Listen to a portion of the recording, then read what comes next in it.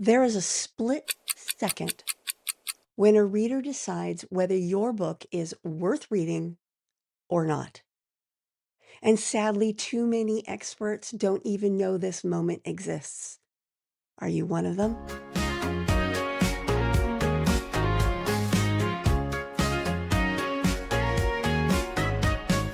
Pour a cup of clarity, sip a spark of insight. Coffee with Karma, your morning feels just right. Credibility isn't something you convince people of. It is something that is broadcast through visual cues before your ideas are consumed or understood. In today's episode of Coffee with Karma, I'm going to be sharing with you 3 simple checks that you can use to improve your book's authority signals visually. Hi, my name is Carma Spence, and I help established experts write, publish, and market the right book so that they have a book that doesn't go nowhere. They don't waste their time writing a book that just sits on shelves.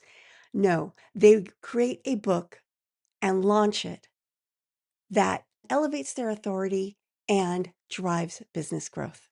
If you are watching this video on YouTube, please like this video, comment below, share it with others, and subscribe to my channel. When you do these things, it tells the YouTube algorithm that this video is valuable for people like you. So let's get to those 3 simple checks. The first one is one I have all my clients do. Now, actually, I usually have them pull 10 different ones, but we'll keep it simple. Go find 5 respected books that your audience already trusts. Bonus points if they're in the same general topic as yours. Look at those 5 covers. What do they have in common visually? Now, later you can also look at their descriptions and other parts, but right now let's focus on the cover. What do the top 5 books in your area say to their audience visually? What are the common threads? More than likely, those commonalities that all 5 books have are ones that you need to have in your book as well. I wrote an article about the best practices for business books. Actually, I wrote a couple of them, and I will put links to them in the show notes below. But even if there are best practices in general, you want to look at what your genre is doing. I mean, maybe all business books in general have big, bold titles, but your specific niche within that has serif font titles. Then maybe you don't want to go with the best practices. You want to go with what the books in your genre, the books that your ideal clients are already reading and picking up and buying, because you want to be sending the same signals so that they pick up your book and buy it as well. Number 2, look at your book cover at thumbnail size and ask, would I trust this expert?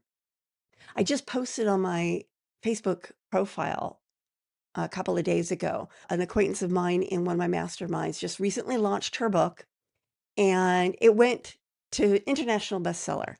And I think one of the strongest things she did is this book at thumbnail size really pops. It's in bold colors, and the most important word in her title, which is sales, is the big, I mean, that's the word you see and you're like, sales? Click on that, learn more.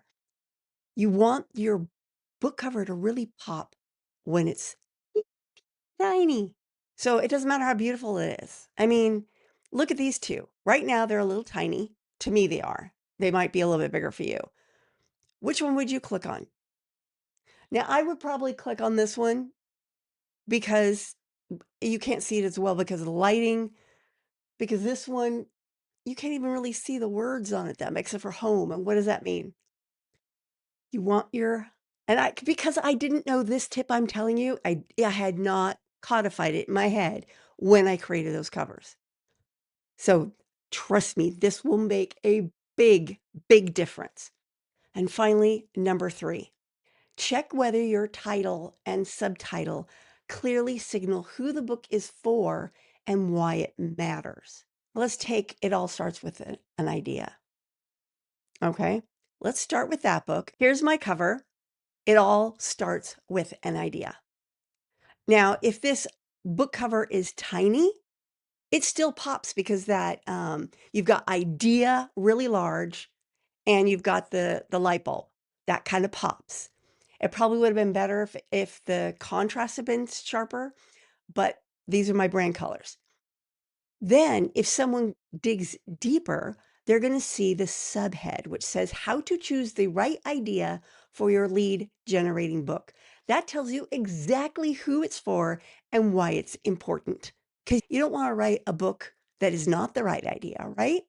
You don't want to write the wrong book. You want to write the right book. And in order to write the right book, you need to have the right idea. And of course, this is not just for novelists or anyone who wants to write a book. It's for people who want to write a lead generating book, one that attracts their ideal clients. Says so right there in the subhead. And for an additional bit of curiosity, above the title it says book 1 in the Author's Journey series. Author, not a common word. It's my word. I made it up. In fact, I dreamt it. I woke up, it was like on my tongue when I woke up from a dream. What does that mean? That adds a little bit of curiosity. So those are the things I did right with that cover.